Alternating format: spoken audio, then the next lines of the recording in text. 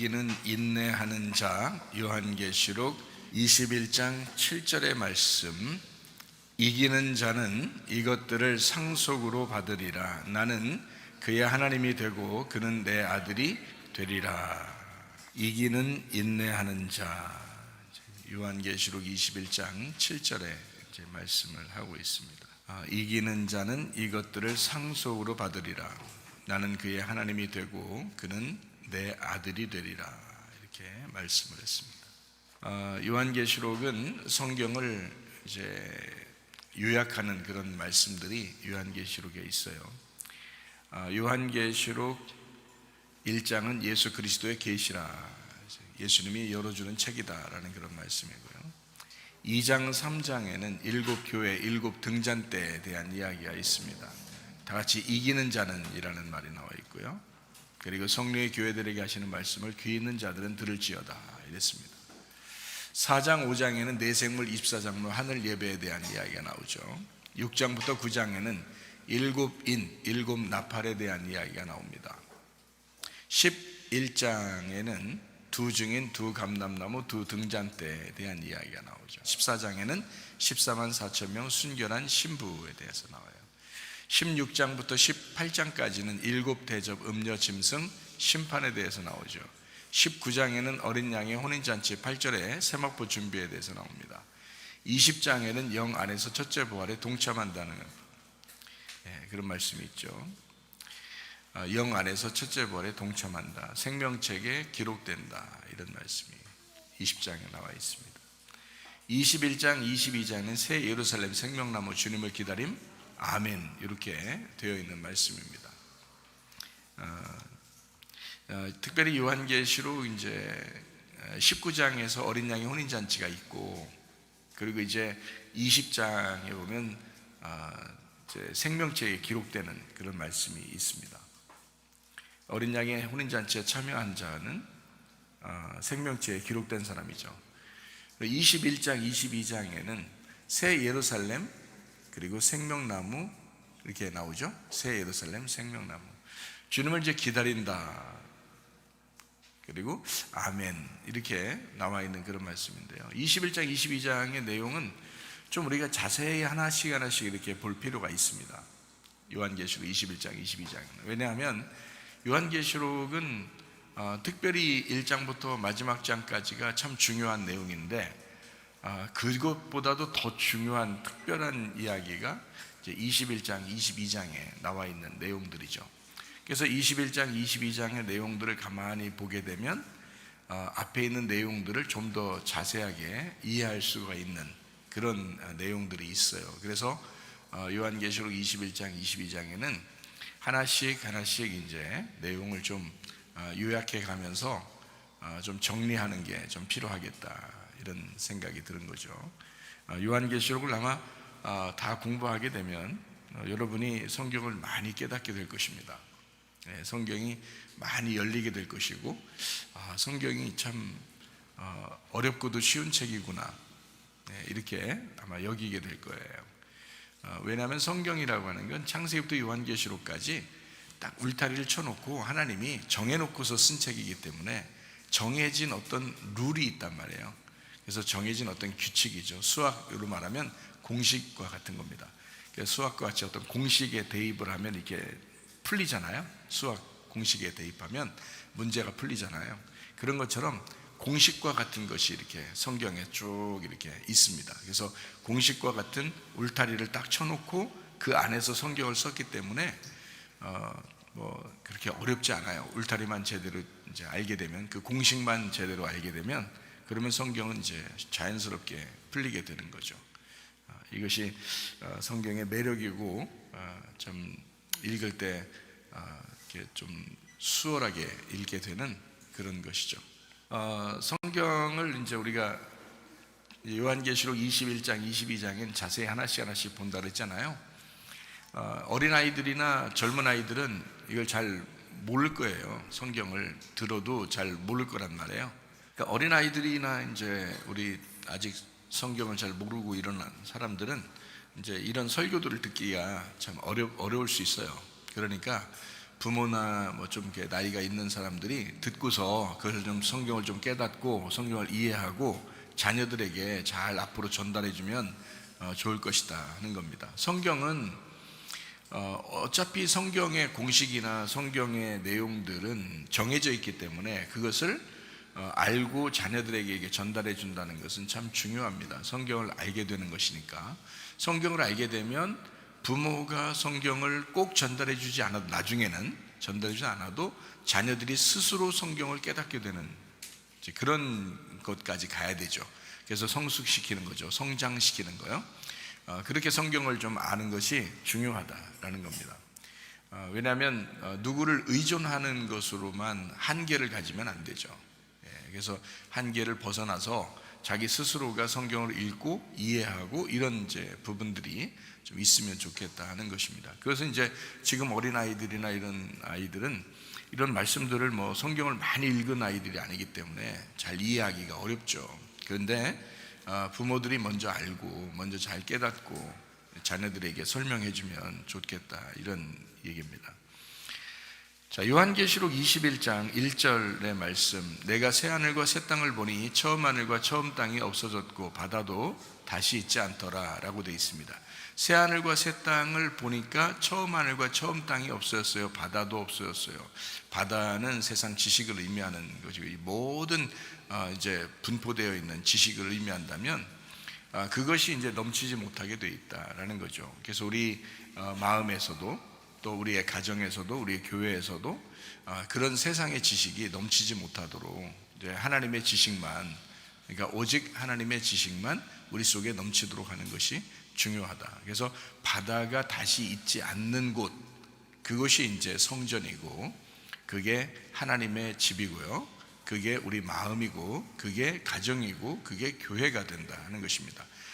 그래서 바다가 없는 땅에 대한 이야기, 그러니까 교회에 대한 이야기, 교회 안에서 이제 예수님에 대한 이야기죠. 또 가정 안에서의 예수님에 대한 이야기요. 우리가 세상을 살고 있지만 그 안에서의 예수님에 대한 이야기. 또 우리 마음이 있지만, 마음의 양심이 있지만 우리 생각대로 살지 아니하고 그 마음의 양심에 예수님에 대한 이야기. 이것이 이제 성경이에요. 그러니까 성경은 예수님에 대한 책이다 이렇게 보면 맞죠. 그래서 바다가 없는, 다시 말하면 땅의 이야기다. 그 땅은 먼저는 예수님이요, 그렇죠? 그래서 두 번째는 우리의 마음과 가정과 교회다 이렇게 여러분에게 설명을 했습니다. 그러니까 땅에 대한 이야기라는데 새 하늘과 새 땅이 왔어요. 그러면 옛날 하늘, 처음 하늘과 처음 땅이 없어지죠. 새 하늘과 새 땅이 왔으니까 처음 하늘과 처음 땅이 없어졌어요. 그럼 처음 하늘과 처음 땅이라는 것은 이제 어떻게 된 거예요? 지금 이 세상을 말하죠. 처음 하늘과 처음 땅, 이렇게 하늘과 땅이 있는 거, 이것이 없어지면 이제 새로운 하늘과 새로운 땅이 된다. 이제 이렇게 해서 종말이 오게 되면 세상이 바뀔 것이다 이렇게 생각을 하잖아요. 그런데 먼저는 사실 이 책이 이런 자연의 세계를 설명하는 것을 통해서 나에게 이야기하려고 한 것이지 자연 자체를 설명하고서 끝내려고 하는 책이 아니었던 거잖아요. 그러니까 나에게 뭔가 지금 하나님이 말씀하시고 싶은 게 있는데 그거를 설명하려고 책을 쓴 거지, 내용적으로 보면 이 자연을 설명하고 싶어서 한 건 아니잖아요.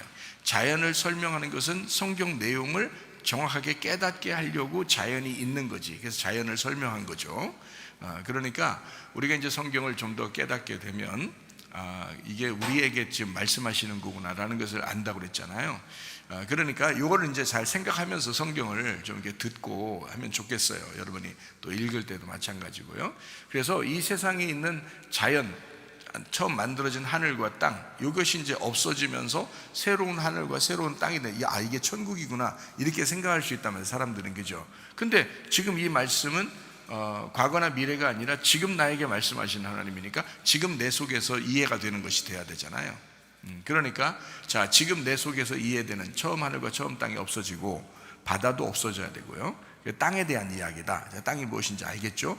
그러니까 이제 새로운 하늘과 새로운 땅이 돼야 되잖아요, 그죠? 그러면 이게 말씀에 대한 이야기잖아요, 그죠? 그러니까 옛날 말씀과 지금의 말씀, 새로워진 말씀, 이렇게 얘기하는 거란 말이에요. 그러면 옛날 언약이 있고 새로운 언약이 있죠. 그래서 옛날 언약을 뭐라 그래요? 구약이라고 그러죠. 새로운 언약을 뭐라 그래요? 신약이라고 그러죠.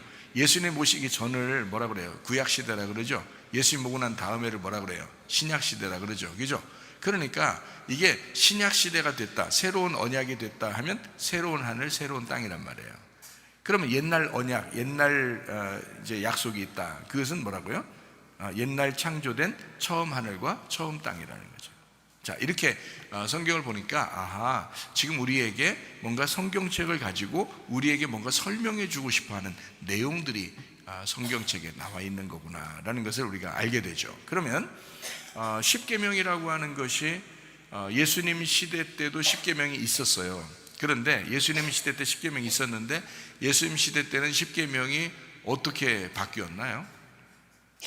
구약에서는 십계명을 이제 모세가 이제 받아가지고 사람들에게 전달할 때는요 10개의 계명이었습니다. 그렇죠, 10개의 계명. 그런데 예수님이 이제 이 10개의 십계명의 계명, 다시 말하면 율법과 선자의 모든 말씀들을 왜 이제 율법과 선자라고 그러냐면 율법을 모세 오경이라고 그러고요, 그 다음에 나머지를 이제 선지서라 이렇게 이야기하거든요. 뭐 시가서도 있고 시편 같은 것도 있고 잠언서도 있고 뭐 이런 전도서도 있고 아가서도 있고 시가서 같은 게 있단 말이에요. 그 예언서 같은 게 있잖아요. 이게 예언서 또 선지서 이런 게 있잖아요. 그러니까 이게 뭐냐면 율법을 가지고 잘못하게 되면 선지자가 나와서 이제 얘기를 해요. 그래서 그걸 선지서라 그렇게 말을 합니다. 그걸 예언서라고도 하고요. 그러니까 이게 이제 율법서 그리고 선지서 이렇게 두 가지로 이렇게 나누는 거를 구약이라 그렇게 말을 해요. 그래서 율법과 선지자 이것을 합해서 전체가 십계명이다 이렇게 얘기를 해요, 예수님이. 그래서 십계명이다 얘기하는데 그 십계명이 그러니까 성경 구약과 선지서의 모든 전체를 뭐라고 그러냐? 10가지의 계명이라고 그러는데 이것은 온 율법에 대한 이야기인데 하나님 사랑과 이웃 사랑이다 이렇게 말을 해요. 예수님이 그렇게 말하죠, 그죠? 하나님 사랑과 이웃 사랑, 모든 계명 안에 그 계명이 10개의 계명인데 그게 2개로 나타나는데 하나는 하나님 사랑이고 하나는 이웃 사랑이야 이렇게 말하잖아요, 예수님이. 그렇죠? 그럼 구약에서는 특별히 이제 율법서를 통해서 선지서도 있죠. 이것을 합하면 다 같이 하나님 사랑, 이웃 사랑이라는 거예요. 그러니까 하나님 사랑, 이웃 사랑이라는 것이 2개로 나누어져 가지고 10개의 계명을 만드는 거란 말이에요. 이것이 이제 성경이라고, 구약 성경. 그 10개의 계명을 예수님은 이걸 강조하거나 이러지 않습니다. 예수님 시대 때는 이런 걸 강조하지 않아요. 강조하지 않아도 이미 다 이 10계명을 지키고 살고 있잖아요, 사람들이. 그렇죠? 강조하지 않아도. 그래서 하나님 사랑, 이웃 사랑이야 사실은 너희들 10개로 생각하고 너희가 배움을 갖고 그리고 다른 사람을 가르치고 그렇게 지키고 있지만 사실 10개가 아니라 2개의 계명이야. 하나님 사랑이고 하나님 이웃 사랑이야. 이렇게 2개의 계명이야 라고 예수님이 가장 큰 계명을 하나님 사랑, 이웃 사랑이라고 말씀한 겁니다. 그렇죠? 자, 이거를 이제 예수님이 신약에 와가지고 내가 너희에게 다시 하나님 사랑, 이웃 사랑이란 큰 계명을 줄 거야 라고 하지 않았어요. 뭐라고 하냐면 내가 새 계명을 주겠다 그러죠. 새 계명을 주는데 이게 서로 사랑이야 이런 말하죠, 그죠? 그러니까 우리에게는 성경이 다 같이 합해서 뭐가 있어요? 하나님 사랑, 이웃 사랑, 그리고 신약에 와서는 서로 사랑 이렇게 있는 거예요. 그러니까 계명이 3개가 되죠. 하나님 사랑, 이웃 사랑, 서로 사랑. 근데 사실은 서로 사랑이라는 걸 얘기할 때는 하나님 사랑, 이웃 사랑을 얘기하지 않고 그냥 서로 사랑하라고 했잖아요. 그러니까 이게 무슨 말이냐면 이게 이제 2가지가 둘로 나눠진 게 아니라 이게 합쳐져야 돼. 이게 하나가 돼야 돼. 그래서 그거를 서로 사랑해야 돼. 그래서 너희가 다 서로 하나 돼서 연합하고 사랑해야 된다라는 서로 사랑이 이게 완성이 되는 거야. 이제 이런 말씀을 신약에서 하고 있는 거거든요. 새 계명을 너희에게 준다 이런 말 하잖아요. 그러면은 자, 새 계명이 오기 전에는 옛날 그 하나님 사랑, 이웃 사랑 그 10계명, 10계명은 무슨 계명이겠어요? 옛날 계명이잖아요. 그 옛날 계명이 이제 새로운 계명, 서로 사랑이라는 새로운 계명을 너희에게 줌으로써 이것을 완성하겠다는 얘기예요. 그러니까 옛날 계명은 옛날 게 아니라 새 계명인 거야 이런 거죠. 무슨 말이냐면 옛날 계명이 새 계명이고 새 계명이 옛날 계명이야. 그게 같은 거야 이런 얘기예요. 그래서 옛날 거를 옛날 거가 아니라 새로운 것을 진짜 새로워져 가지고 옛날 거가 없어졌다는 게 아니라 그 옛날 거가 새로워져서 하나가 되었다 이 말이에요. 그러니까 하나님 사랑, 이웃 사랑이죠. 여러분 한번 성경을 생각해 봅시다. 우리가 가만히 자, 하나님 사랑은 10계명 중에서 어떠한 계명인가요? 자, 하나님 사랑, 이웃 사랑 그러면 우리가 이제 10개니까 반으로 딱 나누면 5개, 5개예요. 그죠? 5개, 5개. 딱 보면. 그런데 이제 요거를 한번 정확하게 한번 나눠보면 하나님 사랑이라고 하는 게 3가지 계명이 나옵니다. 1계명, 2계명, 3계명. 이게 하나님 사랑이에요. 4계명은 어떤 거냐면 안식일을 지키라는 얘기가 나오거든요. 이 안식일 지켜라. 그리고 이제 5계명부터 이제 뭐 이렇게 나오죠. 이웃을 사랑하는 그런 계명들이에요. 이웃들에게 뭐 이제 뭐 살인하지 마라, 도둑질하지 마라, 간음하지 마라, 뭐 이런 욕심내지 마라, 이런 것들이 다 이웃에 대한 이야기예요. 사람에 대한 이야기. 그러니까 자, 3개는 하나님 사랑에 대한 이야기, 또 나머지 뒤에서 6개는 이웃에 대한 이야기, 이웃에 대한 이야기. 가운데 4번째 계명은 안식일에 대한 이야기란 말이에요. 그죠? 그럼 안식일이라는 건 여러분이 어떻게 생각해요? 안식일이라는 건, 안식일은 어떤 날짜를 지키라는 게 아니잖아요. 안식일은 날짜 지키라는 게 아니고 안식일의 주인이 예수님이에요. 그래서 예수님이 안식일이에요. 그러니까 안식일이 예수님이니까 봐요, 하나님 사랑과 이웃 사랑의 가운데 예수님이 죽는 걸 얘기하는 거잖아요. 이게 4번째 죽는 걸 얘기해요. 4번째 계명 죽는 걸 얘기하는데 이게 안식일이라고요. 그 안식일을 예수님이 죽으셨다고요. 안식일을 예수님이 무덤에 계셨다고요. 그러니까 안식일 날은 예수님 무덤에 계시고 안식 후 첫날은 부활하는 거고요. 그죠? 그러니까 안식일이라고 하는 것은 어떤 의미를 갖고 있냐면 모든 일을 마쳤다 할 때 안식일이에요. 모든 일이 끝났다 그럴 때 안식일. 그래서 안식하게 됐다 이런 말이거든요. 그러니까 모든 일이 끝났다 하는 것은 어떻게 했을 때 끝나요? 어떻게 할 때 일이 다 끝나죠? 죽어야 끝나는 거예요. 그래서 죽었다라는 다른 말로 안식일이 된 거예요. 그러니까 안식이 일어난다는 것은 반드시 죽어야 안식이 와요. 예, 이게 이해가 되시겠어요? 성경을? 그러니까 하나님의 뜻이 이웃에게 이루어지려면, 이 땅에 이루어지려면 안식일이라는 반드시 복음이 나와서 죽어야 되는 거예요. 그래서 안식일의 복음인 거예요. 예수님은 안식일 날 죽으시고 무덤에 계셨지만 그걸 통해서 우리는 복음을 깨달아서 은혜를 받은 거예요. 안식일의 주인인 예수님을 은혜로 받은 거죠. 이해가 되겠죠? 그러니까 자, 안식이라는 복음을 통해서 하나님 사랑이라는 3가지와 이웃 사랑이라는 6가지를 가운데 4번째에서 연결을 시켰다고요. 이렇게 예수님이 이 땅에 오셔서 예수님을 소개한 책이 뭐예요? 마태, 마가, 누가, 요한 4개네요. 그죠? 성경에. 이 세상도 복음이 전파돼야 된다. 어디? 동서남북으로. 그죠? 4가지네요. 그죠? 성경에 있는 하나님의 생물 4생물이 있잖아요. 그죠? 4생물. 그러니까 복음은 이제 4개로 이렇게 나타납니다. 사복음 해가지고 4개로 이렇게 나타나요. 어쨌든 안식일 날도 4번째 계명으로 이렇게 나타나요. 그러니까 10계명을 가만히 여러분 분석해 보면, 그죠?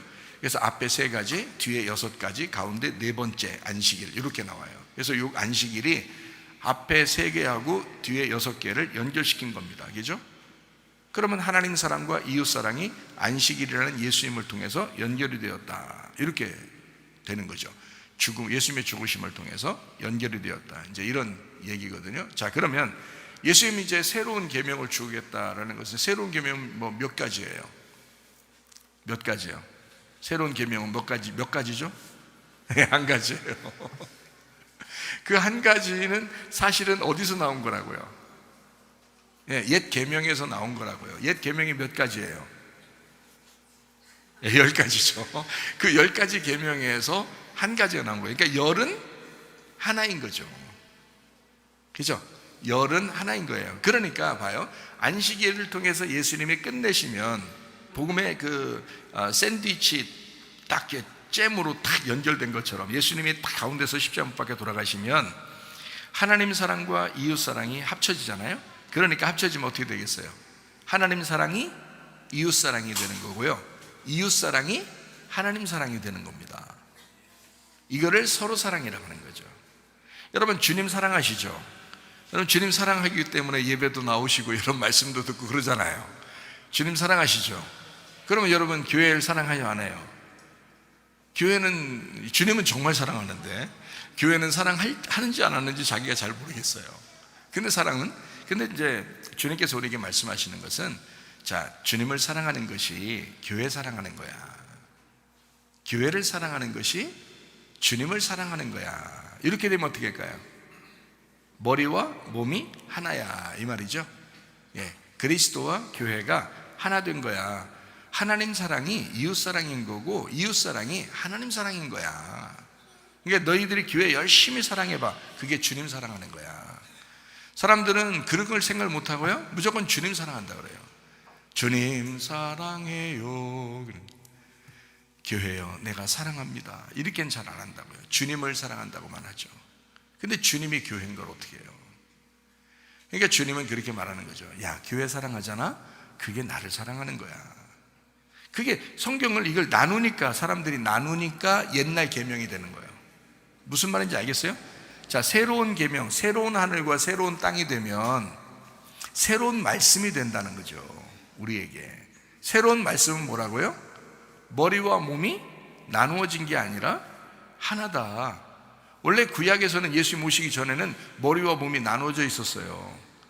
예수님이 이 땅의 신부 교회를 만들기 전에는 교회가 떨어져 있었잖아요, 예수님하고. 구약에서는 그렇죠? 근데 신약에 오니까 어떻게 돼요? 교회가 예수님하고 붙어 있잖아요. 그렇죠? 예수님의 몸이 교회인 거죠.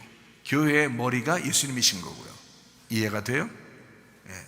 그러니까 예수님은 교회를 떨어뜨려 놓고 자기를 생각해 본 적이 없다는 말입니다. 그러니까 계명은 절대적으로 하나가 된다. 그래서 서로 사랑이다 라는 말로 정확하게 이것을 표현한 거예요. 서로 사랑이다 라는 말로. 머리는 몸은 머리를 위해서 있는 거다. 이해가 되겠죠? 그래서 머리는 몸을 위해 살고 몸은 머리를 위해 사는 거예요. 그게 서로 하나인 거예요. 여러분이 교회를 정말 사랑해 보세요. 그러면 주님을 사랑하는 거예요. 주님이 너무 기뻐하셔요. 예. 우리가 이제 교회 와서 예배 드리면서 그 교회를 정말 사랑하는데 주님께 예배하죠. 교회를 사랑하는데 주님께 예배하는 거라고요. 이해가 되죠? 무슨 말인가? 예. 그러니까 주님과 교회가 하나 되는, 이거를 뭐라 그러냐, 이제 합해졌잖아요. 하나가 됐잖아요. 그러니까 서로 사랑인 거예요. 그러니까 새 계명인 거야. 그러니까 새 하늘과 새 땅이 되는 거예요. 새 하늘과 새 땅 되면 바다가 없어지는 거죠. 세상의 지식이 아닌 거지. 이거는 땅의 지식인 거죠. 부활한 예수 그리스도의 지식이란 말이에요. 부활한 땅, 예수 그리스도의 지식이다, 이런 얘기입니다. 자, 요한계시록 21장 2절 말씀입니다. 또 내가 보매 거룩한 성 새 예루살렘이 하나님께로부터 하늘에서 내려오니 그 준비한 것이 신부가 남편을 위하여 단장한 것 같더라. 자, 거기서 거룩한 성 새 예루살렘이 내려왔대요. 하늘에서 내려왔어요. 언제 내려왔어요? 언제 내려왔어요? 요한계시록에서요, 언제 그러면 지금이요, 이렇게 하면 거의 맞아요. 요한계시록이니까 여러분이 생각할 때 계시록이니까 아무래도 언젠가 내려오겠지, 뭐 아니면 뭐 언젠가 우리가 가겠지, 뭐 이렇게 썼다고 생각할지 모르지만 안 그래요. 거기는요, 현재 능동태 동사예요. 지금 내려오는 겁니다. 지금 내려오는, 그러니까 지금 함께 하는 걸 얘기하는 거예요. 그러니까 보세요, 하나님의 뜻이 이 땅에 이루어져야 되겠죠. 예, 하나님의 뜻이 이 땅에. 그래서 예수님이 이 땅에 와가지고 어떻게 하셨다고요? 아버지의 원대로 되기를 원하나이다. 내 뜻대로 하지 마시고 나의 원함대로 하지 마시고, 내가 원하는 건 이거지만 하나님 아버지의 원하면 내가 죽는 거잖아요. 그러면 그 뜻대로 내가 이루어지길 원합니다, 이렇게 말하는 거죠. 그러니까 예수님은 하나님의 뜻이 예수님이 죽는 거니까 그걸 알았단 말이에요. 알면서도 자기가 이제 인간으로 왔으니까, 그래서 하나님 앞에 기도해 보는 거죠. 근데 기도 하나마나 하나님 아버지의 뜻은 이미 정해져 있다고. 이게 울타리는 딱 쳐 있잖아요. 이 성경이 정해져 있고 율법서와 예언서가 딱 되어 있기 때문에 그대로 할 수밖에 없어요. 그래서 예수님이 밤새도록 기도했다라고 하는 것은 밤새도록 뭐 랄랄랄라 하신 그런 거 아니라요, 밤새도록 하나님의 말씀을 하나님하고 교통한 거예요. 그렇게 교통하니까 결국에는 자기 뜻대로 할 수 없다는 거 알아요. 이미 말씀이 정해져 있으니까. 울타리를 딱 쳐놨잖아요. 자기가 죽는 거로 정해져 있다고요. 그래서 예수님은 아버지의 뜻대로 되기를 원하나이다. 내가 죽겠습니다. 나는 죽기 싫어도 하나님 아버지의 뜻이 이루어지게 되기를 원합니다. 그래서 하늘 뜻이 이 땅에 이루어지게 하옵소서 하는 그런 말입니다. 그래서 예수님도 우리에게 기도를 가르쳐 줄 때 그러잖아요.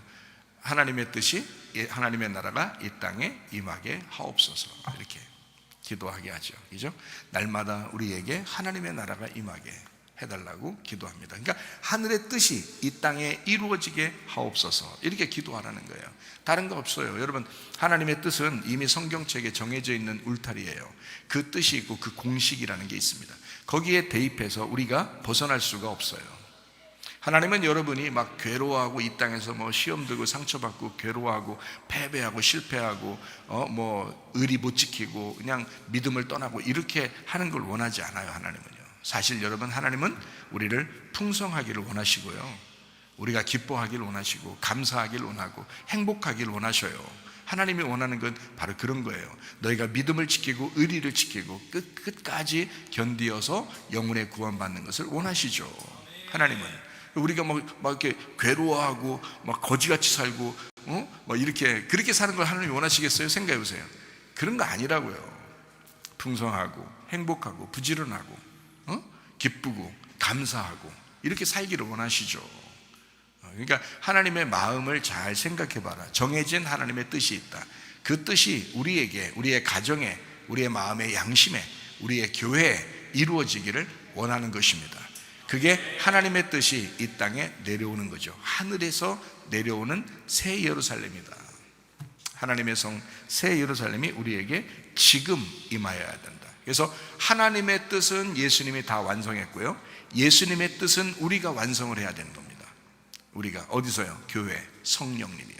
성령님이 교회를 완성하는 것을 통해서 예수 그리스도의 뜻이 완성이 되는 거예요. 그러니까 예수님은 오로지 아버지의 뜻이 이루어지게 하옵소서, 아버지의 뜻이 이루어지게 하옵소서라고 기도하면서 살았지만, 우리는 주님의 뜻이 이루어지게 하옵소서, 주님의 뜻이 이루어지게 하옵소서라고 기도해야 되고, 그런 말씀을 들어야 하고, 그런 말씀을 증거해야 된다는 거죠. 그 주님의 뜻이 뭔데요? 성령님을 통해서 교회 세우는 것입니다. 여러분의 마음 안에 교회가 세워지는 거고요, 여러분의 가정 안에 교회가 세워지는 거고요, 여러분, 우리 교회가 새 하늘과 새 땅이 되는 것입니다. 그것이 하나님이 원하는, 하나님의 성령께서 원하는 하나님의 뜻이라고요. 그 주님의 뜻, 주님이 그토록 바라시는 그리스도의 교회가 세워지는 그것이 하나님의, 주님의 원함이라고요. 그것을 우리가 이해하면 됩니다. 요한계시록 21장 3절의 말씀에 보니까요, 내가 들으니 보좌에서 큰 음성이 나서 이르되, 보라, 하나님의 장막이 사람들과 함께 있으며 하나님이 그들과 함께 계시니 그들은 하나님의 백성이 되고 하나님은 친히 그들과 함께 계시다. 임마누엘 하신다는 얘기입니다. 하나님의 성령으로 우리와 늘 함께 하겠다. 그래서 우리가 하나님을 찾아가는 게 아니라 하나님이 우리에게 와서 함께 하겠다라는 그 말입니다. 이게요, 그 말이에요.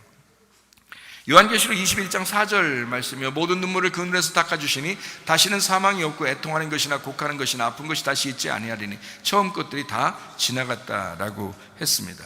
사망과 슬픔과 울부짖음, 그 고통, 이런 것들이 없다, 없어졌다. 왜요? 왜 슬퍼했을까요?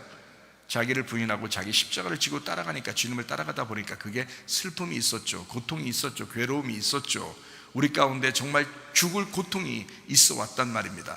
그런 고통을 통해서 여러분을 다듬으시고 만들어 가시고 이렇게 빚으시는 하나님. 인간을 창조하실 때도 창세기 1장에 남자와 여자를 분명히 창조했습니다. 그렇죠? 창세기 1장에 분명히 남자와 여자를 여섯째 날에 짐승을 만들고, 그리고 남자와 여자를 만들었다, 이렇게 성경에 써 있어요, 창세기 1장에. 근데 창세기 2장에 왜 진짜 그 땅의 흙을 가지고 하나님이 막 이렇게 조물딱조물딱해서 만들어 가지고 왜 아담을 또 만드냐는 거죠.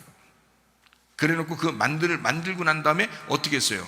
그 코에 생기를 불어넣죠. 하나님이 직접 생기를 불어넣어서 아담을 살아있는 혼을 만드는 거죠.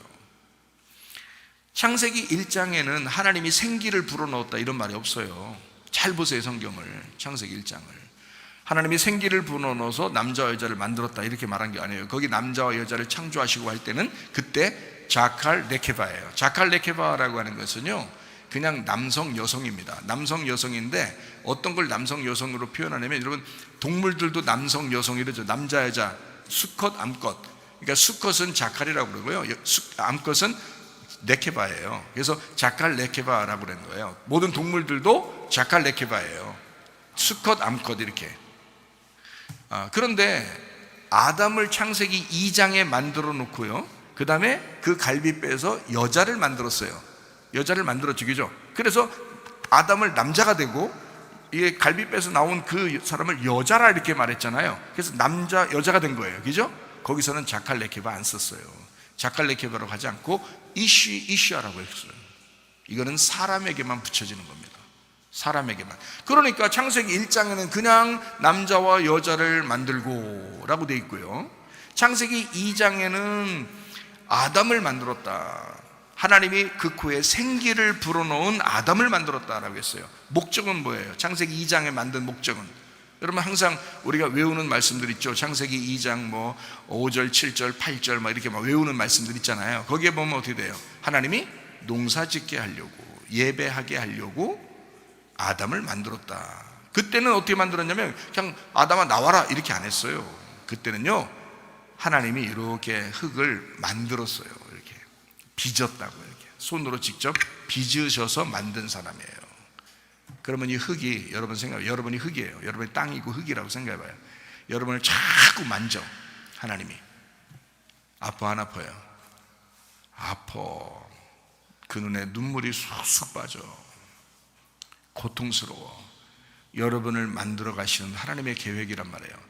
하나님이 그렇게 만들어 나가시고 하나님의 생기를 팍 불어넣어줘. 하나님의 말씀을 계속 불어넣어줘. 여러분에게 그렇게 만들어 가시고 또 만들어 가시면서 또 불어넣어줘. 예배하면서요. 그 슬픔 가운데, 그러나 어느 날 새하늘과 새 땅이 되면 여러분의 눈에서 눈물이 다 사라지는 날, 그때가 뭐예요? 주님과 하나 되는 날, 완성이 되는 날, 그 마음에 천국이 오는 날이라. 그것이 있게 되는 거, 이거를 지금 요한계시록 21장 4절에는 표현하고 있다는 겁니다. 이게 지금 먼 나라 얘기가 아니에요. 먼 나라 이웃 나라 그 얘기 아니에요. 지금 우리에게 말씀하시는 하나님의 말씀이다라는 얘기입니다. 인내로 영혼을 얻을 것이다 라고 되어 있고요, 그 인내로 영혼을 구원한다라는 것은 의리를 지킨다, 믿음에 대한 의리를 지킨다 이겁니다. 믿음의 꾸준함. 믿음이라는 단어는 꾸준함이라는 단어의 의미를 가지고 있다 그랬죠. 믿음이라는 의미인데요, 신뢰, 인정, 의지, 꾸준함 이렇게 되죠. 꾸준한 의지, 꾸준하게 의지하는 거요, 꾸준한 인정하는 거, 꾸준한 신뢰를 갖는 거, 이게 바로 믿음이라는 단어거든요. 그게 꾸준함이 들어있어요. 꾸준함이에요. 그래서 계속되는, 이것을 믿음이라 그렇게 말합니다. 여러분 계속 똑같아야지, 일관성 있어야지 믿을만하지. 사람이 이랬다 저랬다 믿을만 해야 하네요. 여러분도 믿을만하지 못하다고 생각할 거 아니에요. 여러분도요. 그럼 하나님 여러분 보실 때 이랬다 저랬다 하면 믿을만하지 못하죠. 믿음 있는 게 아니죠, 그 사람이. 그렇죠?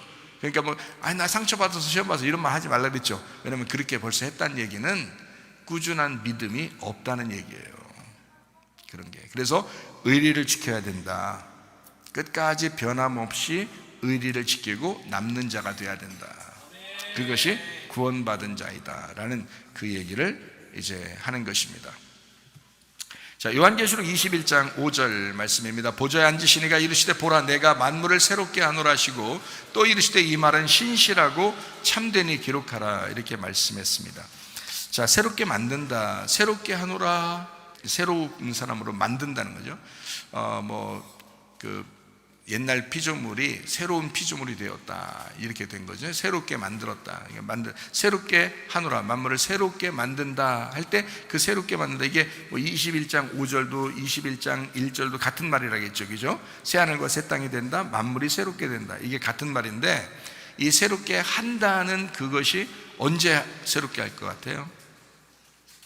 어느 날 새롭게 하실 것 같아요? 이럴 때 보통 뭐라고 하면 맞다고요? 지금 새롭게 한다는 말 하면 딱 맞다고요. 이것도 현재 직설법 능동태예요. 지금 새롭게 된다는 말입니다. 지금 새롭게 된다. 그러니까 내일 성경을 읽는 사람은 어떻게 될까요? 그날이 지금이 되는 거죠. 1000년 후에 이 성경을 읽는 사람은 어떻게 될까요? 그날이 지금이 되는 거예요. 그 새롭게 되는 지금. 그러니까 이 성경책이 2000년 전에 쓰여졌더라도, 신약이 2000년 전에 쓰여졌더라도 2000년 후에 지금 읽는 사람은 지금 새롭게 되는 거라는 거지. 그렇게 써놓은 거예요, 성경을. 그러니까 지금 나에게 말씀하시는 하나님, 이런 말이죠. 그래서 우리가 몸이 이제 성전이 된다, 몸이 깨끗해진다, 사르크스라는 육체가 소마라는 몸이 되었다, 그리스도의 몸이 되었다, 그러면 이제 새롭게 된 사람이 된 거죠. 육체적인 삶을 살지 않고 육체 열매를 맺으며 사는 사람이 아니라 성령의 열매를 맺는 그리스도의 몸이 되었다. 그래서 이제 성경에서는 우리를 그리스도의 몸이다, 그리스도의 성전이 되었다, 이제 이런 말을 하죠. 그래서 너희가 새롭게 되었으니까 옛날처럼 육체적으로 살지 말아라. 육체의 열매는 하나님의 나라를 유업으로 받을 수가 없는 거다. 하나님의 성령의 사람이 되어라. 하나님의 성령의 몸을 가지고 살아야 된다. 이제 이런, 그래서 성령의 몸이니까 성령의 전이죠. 성령의 집이죠. 그죠? 성령님이 있는, 성령님이 주인이 된 내가 집이 됐으니까 성전이죠. 예, 성전. 그렇게 말씀하는 겁니다. 새로워졌다. 만물이 새로워진 사람, 새로운 몸이 된 그리스도의 사람이 되었다라는 그런 말씀입니다. 믿음이라고 하는 것은 꾸준히 가져야 진짜 믿음입니다. 그렇죠? 노아라는 사람 여러분 아시죠? 창세기 6장에 보면 노아라는 사람에게 배를 지으라고 그러죠. 배를 지을 때 어떻게 짓는다고요? 운동장 크기만한 배를 지라고요. 운동장 크기만한 배를 지어가지고 겨우 생각해 보세요. 겨우 몇 명이 들어갔어요 거기에? 겨우 8명 들어갔어요. 근데 8명도 다른 사람들 믿음 본 거 하나도 없어요. 하나님이 다른 사람 믿음 본 거 하나도 없어요. 누구 믿음만 딱 봤어요? 노아라는 사람 믿음만 하나 봤어요. 그러니까 여러분이 지금 여기 나와서 예배 드리는 사람들이 우리 가정에서 내가 혼자 와서 예배 드리고 있는데 라고 걱정할 필요 없어요. 여러분 한 사람의 믿음이 여러분 가정을 구원할 수 있습니다. 진짜예요. 노아 한 사람만 봤어요. 하나님은 노아 한 사람만 봤어요. 그 시대에 노아의 가족들도 다 있었어요. 친척들 다 가족들도 있었어요.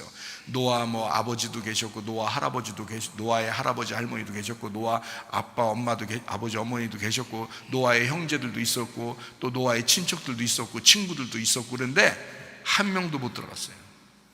아무도 못 들어갔어요. 노아 한 사람만 딱 들어갔어요. 노아 한 사람만 불러서 거기에 붙어 있는, 노아 혼자 들어가면 슬프잖아요.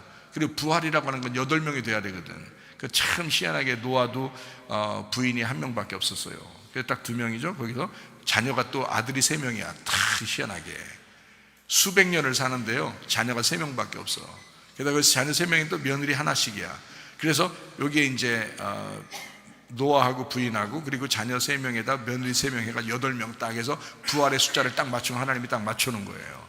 그래서 8명이 딱 들어가게 만나요. 근데 그 8명 중에서 나머지 7명에 대한 믿음을 본 적이 없어요. 하나님이 그냥 노아 한 사람의 믿음만 딱 보고 하나님의 눈에 노아가 딱 들어온 거예요.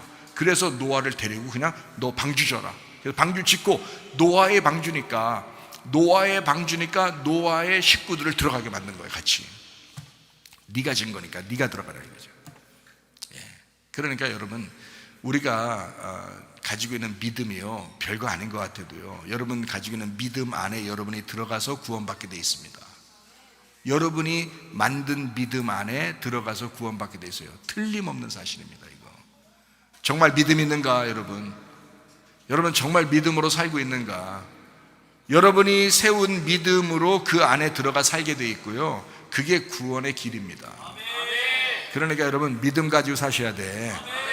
여러분 이 땅에서 뭐 가지고 여러분 천국 가겠어요? 믿음으로 천국 가는 거예요. 오직 의인은 믿음으로 말미암아 살리라.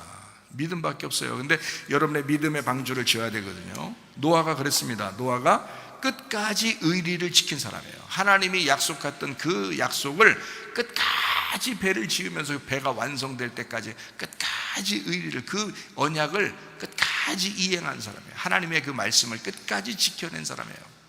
의심하지도 아니하고 시험에 들지도 아니하고 상처받지도 아니하고 그냥 끝까지 그 노아의 방주를 끝까지 만든 사람이 그게 노아였어요. 그 끝까지 뭘 만든 거예요? 그러니까 노아의 믿음을 만든 거지. 이해가 되시겠어요? 노아는 방주를 만든 게 아니라 노아는 믿음을 만든 거지. 여러분의 믿음, 여러분이 만든 그 믿음으로 구원받는다니까요. 정말 믿음이 있으셔야 합니다. 제가 이거 정확하게 얘기해 드리는 거예요. 아니 10년 후에 이 말씀 들어보세요. 한 100년 후에 이 말씀 들어보세요. 이 말씀이 아닌가? 이 말씀이라고요. 노아가 만든 방주는 방주가 아니라 믿음이야. 그 믿음을 만들고 그 안에서 구원받은 거예요. 그 식구들이. 여러분이 믿음 있으면 가족 구원합니다. 여러분 믿음 있으면요. 여러분 믿음 없잖아요? 가족 구원 못합니다. 여러분만 겨우 교회 왔다 갔다 하다 끝나요. 여러분이 믿음 있잖아요? 가족 구원할 수밖에 없어요. 노아가 진짜 믿음이 있기 때문에 그 가정을 구원한 거예요. 진짜 믿음. 노아의 방주를 지킨 거 보세요. 하나님을 향한 그 약속을 지킨 거 보세요. 그 의리를 지킨 거 보세요. 끝까지 그 믿음을 견딘 거 보세요. 시험 들어요? 상처받아요? 실패해요? 아이고, 있을 수 없는 이야기입니다. 마지막 때에 믿음 지키시기를 바랍니다. 이 믿음, 의리를 지키는 그 믿음의 반대가 배신자예요. 배신자. 이게 개, 돼지라고요. 그게. 개, 돼지는 어떻게 하는 거예요? 개는 토한 걸 또 먹는 게 개고요. 돼지는 또 더러운데 눕는 것이 돼지라고요. 그러니까 개나 돼지가 되면 토한 거 먹고 더러운데 또 들어가는 그게 개, 돼지예요. 그들은 하나님의 거룩한 것이 그들에게 있지 못하다고요. 그래서 그 사람들은 말씀을 계속 들으나 계속 말씀을 자기 중심대로 해석을 하고, 그리고 그 말씀 안에서 계속 더러운 곳에 계속 반복해서 죄를 짓고 반복해서 자기 생각대로 살아가는 그런 사람들을 얘기하는 것입니다. 그게 개, 돼지예요. 그러니까 말씀이 귀한 것이 안 되죠. 그 사람들한테는 말씀은 거룩한 것이고 말씀은 귀한 것이 돼야 되는데 그들이 짓밟아 버린다는 거죠. 말씀을 지키질 않아요. 말씀 들어도 그 말씀대로 순종하려고 하지 않아요. 말씀을 우습게 알아요. 이게 개, 돼지라고요. 그러니 자기의 믿음이 있냐고요? 없죠. 노아의 방주라는 믿음을 지어야 그 안에 들어가 사는데 자기가 개, 돼지가 됐으니 말씀을 귀하게 여기지 않았다 이 말이에요. 말씀을 짓밟았다 이 말이에요. 말씀에 순종하지 않았다 이 말이죠. 어떻게 천국 가겠어요, 여러분? 배신자가, 배반자, 배신자. 그게 뭐예요? 의리를 지키지 않은 자라요. 의리를 지키지 않은 자라요. 그런 사람은 믿음이 없는 사람이다. 믿음이 없는 사람이다.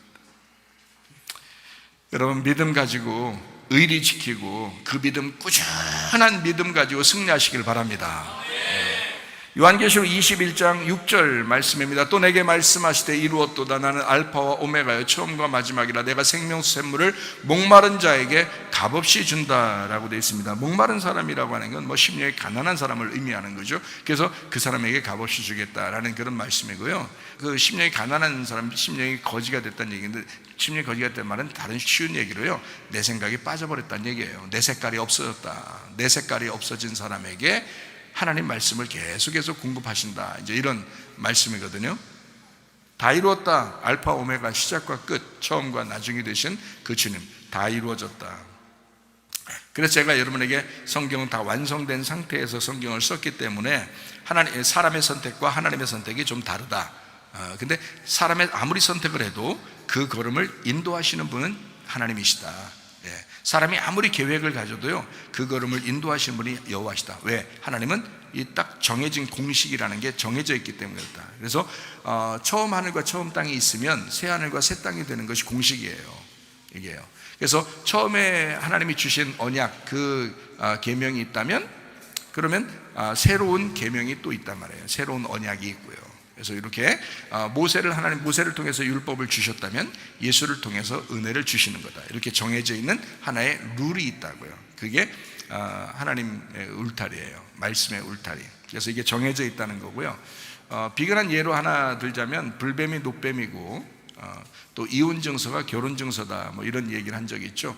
이혼증서가 결혼증서라고 할 때는 첫 번째 남편하고 이혼해야 된다 그랬죠. 자기가 좋아하는, 자기가 선호하는 것들과 이혼해서 그 다음에 이제 두 번째 남편에게 갔어요. 이혼증서를 들고서 갔어요. 나 이혼했어요 하고. 그 말이 뭐예요? 다른 말로 말하면 회개했어요 라는 말이에요. 회개했어요. 나 더 이상 내가 좋아하는 것대로 하지 않아요. 회개했어요 라는 말이에요. 딱 완전히 내가 끊어냈어요 이 말이잖아요. 그게 이혼이잖아요. 자, 나와 끊어졌어요. 내가 이제 끊어졌어요 이 말이잖아요. 자, 끊어졌어요. 그러면 어떻게 해요? 두 번째 남편인 예수님을 만나게 돼요. 만나면 여기에서 버림당한다 할지라도 첫 번째한테 가지는 말하라고 돼 있어요. 그 말은 뭐냐면 너 두 번째 가가지고는 결혼증서를 받잖아. 그러면 다시는 거기서 헤어지면 안 돼라는 말이에요. 그러니까 완전히 주님과 꼭 결혼하고 다시는 헤어지면 안 돼라는 그 말을 하기 위해서 써놓은 거예요. 이혼증서가 결혼증서다 이렇게 하는 얘기가. 그래서 이혼증서를 가지고 두 번째 남편을 만나라. 두 번째 남편을 만났는데 거기서 버림당하면 거기서 첫 번째 남편에게 가지는 말아라 이렇게 돼 있어요. 왜 그렇게 정해놨겠어요? 첫 번째한테는 다시는 가면 안 된다라는 뜻이잖아요. 그러니까 여기서 끝장을 내야 된다. 여기서 끝을 내야 된다는 거죠. 두 번째 남편이신 예수님이 우리의 마지막 남편이 돼야 된다는 거예요. 우리의 마지막 남편. 그러니까 두 번째 아담으로 오신 예수님이 우리의 마지막 아담이 되셔야 된다 이 말이죠. 이거를 이제 고린도전서 15장에는 뭐라 되냐면 첫 남편이 두 번째 남편으로 오는데 그것이 마지막 아담이 되셨다. 그래서 우리는 살아있는 혼이지만 마지막 아담은 우리에게 생명이 되셔서 영을 호흡해서 우리에게 생명을 주시는 자이다. 숨을 주시는 자이다. 생명을 공급하는 자이다. 우리는 그냥 생명을 받아서 살아있는 자지만 마지막 아담이신 예수님은 우리에게 생명을 주는 자이다 이렇게 말씀하는 거죠. 생명을 주는 자이다. 그러니까 두 번째 남편에게 가면 우리는 이미 죽었기 때문에, 죽어서 주님에게 왔기 때문에 다시는 첫 번째로 돌아가면 안 된다. 그러니까 우리의 삶을 그대로 살면 안 된다. 그러니까 그리스도인들은 반드시 바뀌어야 되고 반드시 변해야 된다는 것을 의미하는 것입니다. 그래서 하나님께서 이제 피를 흘리시고 우리를 사셨죠. 그리고 교회를 만드셨습니다. 근데 하나님의 형상이라는 게 있어요. 하나님의 형상. 하나님의 형상이라는 건 우상이기도 하고 하나님의 형상이기도 하고 그러잖아요. 하나님이 원래 형상이 있다 없다? 없다 그랬잖아요. 하나님의 형상은 없어요. 하나님의 모양이 있으면 안 되죠. 생각을 해보세요. 하나님이라는 분이 영인데 어떻게 모양이 있습니까? 하나님을 일컬어 어떤 모양이나 형상이나 우상을 만들지 말라고 돼 있죠. 그죠? 그러니까 하나님의 모양이 있으면 안 돼요. 그러니까 모양으로 오면 다 죽어야 되는 거예요. 하나님의 모양이 있으면. 그죠? 하나님의 형상이 있으면 다 죽어야 된다고요. 그래서 여러분과 저는 하나님의 형상으로 만들어졌는데 우리는 다 죽어야 된다고요. 예수님도 이 땅에 하나님의 형상이 있잖아요. 이 땅에 오셨으니까. 원래 예수님이 하나님이죠. 형상이 있었겠어요? 없었죠. 예수님이 하나님인데 무슨 형상이 있었겠어요? 예수님이 이 땅에 올 때는 하나님의 형상을 입고 온 거죠. 그렇죠? 형상을 입고 오니까 예수님이 어떻게 해요? 자기는 끝까지 아버지의 원대로, 아버지의 뜻대로 가서 끝까지 가서 죽어야 된다는 걸로 딱 끝나잖아요. 형상은 죽어야 된다는 거죠. 여러분과 저도 하나님의 형상이에요. 우리도 죽어야 된다는 거죠. 우리도 죽어야 된다. 그래서 하나님의 피가 아담이에요. 하나님의 피. 그러니까 우리가 죽음으로써 하나님이 죽으셨다라고 하는 거예요. 예수님이 죽으실 때 하나님의 피가 흘렸다라고 하는 것은 예수님이 죽으실 때 하나님의 피가 예수님이니까 그가 죽으심으로써 하나님이 죽으셨다. 하나님이 피를 흘렸다. 이렇게 말씀해요. 하나님의 피를 흘려서 우리를 구원해가지고 교회가 세워졌다. 이렇게 말씀하는 겁니다. 하나님의 피로 우리를 교회를 만드셨다. 우리에게. 자, 마찬가지로 예수 그리스도가 하나님의 형상이기 때문에 죽으셨다. 그리고 교회를 세웠다. 여러분과 저는 하나님의 형상이기 때문에 주님을 따라가 우리도 그 형상을 깨뜨려야 된다. 죽어야 된다. 그래서 나를 부인하고 나의 십자가를 지고 간다. 그게 나의 죽음이라는 거죠. 나의 죽음을 통해서 그 주님이 세우신 교회를 세워나가는 거죠. 그게 여러분과 제가 하는 일이잖아요. 하나님의 형상으로 만든 사람들이 하는 일이라고요. 그러니까 우리는 하나님의 형상을 회복해야 된다는 거죠. 하나님의 형상을 회복한다는 게 뭐예요? 새하늘과 새 땅이 된다는 거죠. 새하늘과 새 땅이 된다는 게 뭐예요? 주님이 세우신 교회를 세운다는 거죠. 그게 새하늘과 새 땅이 되는 거죠. 무슨 말인지 아시겠죠? 만물이 새로워진다. 우리 안에서 새로워지는 거예요. 어떻게? 죽어야 새로워지죠. 죽어야. 예수 그리스도가 죽으시니까 부활하게 되잖아요. 그러니까 하나님의 형상인 예수님이 이 땅에 와서 죽으시니까 새로워지는, 부활하는 역사에 나요. 우리도 예수님을 따라가 우리도 하나님의 형상으로서 죽으니까, 그러니까 내가 깨뜨리니까 내 속에 있는 하나님의 영이 나타나 그리스도의 교회가 세워진다는 거죠. 네, 주님의 교회가 우리를 통해서 세워진다. 놀라운 일입니다. 이거 진짜 놀라운 이야기들이에요. 이거 진짜 놀라운 이야기들이에요. 여러분이 놀랍게 안 들어서 제가 지금 놀랍다고 자꾸 얘기해 주는 거예요. 놀랍게 잘 안 듣는 것 같아서. 이건 진짜 놀라운 얘기라고. 100년 후에 누가 들어보시라고. 이게 놀라운 얘기인지 아닌지. 하나님 말씀을 깨달으면요, 날마다 새롭습니다. 놀랍습니다. 참 놀라워라. 정말 놀라워라. 여러분, 우리를 통해서 그리스도가 세워져야 합니다. 요한계시록 21장 7절 말씀 우리가 읽고 설명을 마치도록 하겠습니다. 이기는 자는 이것들을 상속으로 받으리라. 나는 그의 하나님이 되고 그는 내 아들이 되리라 라고 되어 있습니다. 자, 이기는 자는 하나님의 아들 된다라는, 하나님의 아들 된다라고 하는 것은 화목하는 사람이 하나님의 아들 된다라고 되어 있잖아요. 그죠? 그래서 어떤 사람이 하나님의 아들 되는가? 인내함으로 영혼을 끝까지 구원받는 사람. 누가복음 21장 19절의 내용입니다. 너희는 인내로 너희 영혼을 얻으리라 라고 되어 있습니다. 이게 이긴 자예요. 이게 이기는 자라고요. 인내함으로 끝까지 견디는 자, 인내함으로 끝까지 영혼을 구원하는 자, 이 사람이 이기는 자죠. 이기는 자.